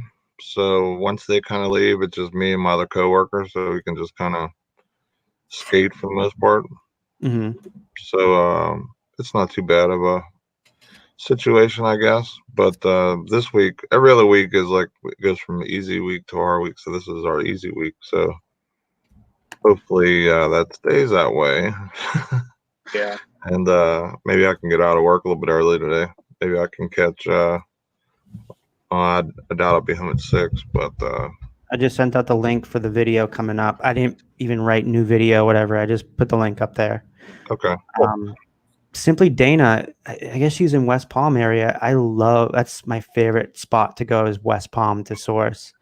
You have all those rich people down there that donate their stuff, and they have these good estate sales. We definitely have to get together, Dana. I think there was somebody else in here who said that she's close to that area too that would want to get together. I think it was Lisa C, I think. Yeah, and then do you guys doing any of the eBay? What are they called? The live things they're doing this year? Like the little pop-ups they're having? Yeah. I don't think there's any really near us. There's like one in Michigan, and there's one in. Is there one in, I think, North Carolina, I think? So it's kind of like. I'm not entirely sure where they're at, but. Yeah, I'm not sure.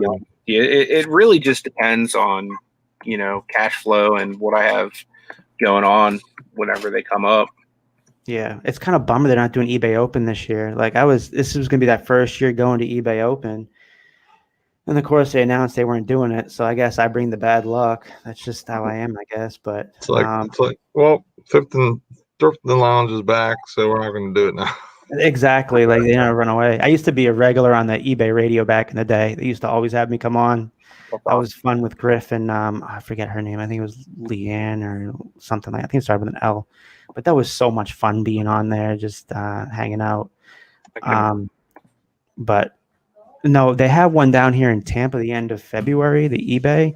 I guess Rally Roots is going. A couple of pickers are going. And I'm definitely going to go. And Kathy Terrell's going to be going. If you don't know Kathy Terrell, she is like a eBay ambassador for eBay. So she's been doing this for a long, long time. She used to be an actress too, which is pretty cool. Well, that's cool. Yeah. But I'm going to go. It's going to be, I think it's like February 27th. I want to say in Tampa, somewhere in Tampa. But you can look at their site. That'd be fun if some other people in here would be going. I see Flipping Good. He's in Orlando. We definitely do have to meet up, man. Maybe hit the bins in Orlando. I haven't hit the bins in Orlando. And I see a lot of people killing it with like T-shirts out there at the bins. Love you.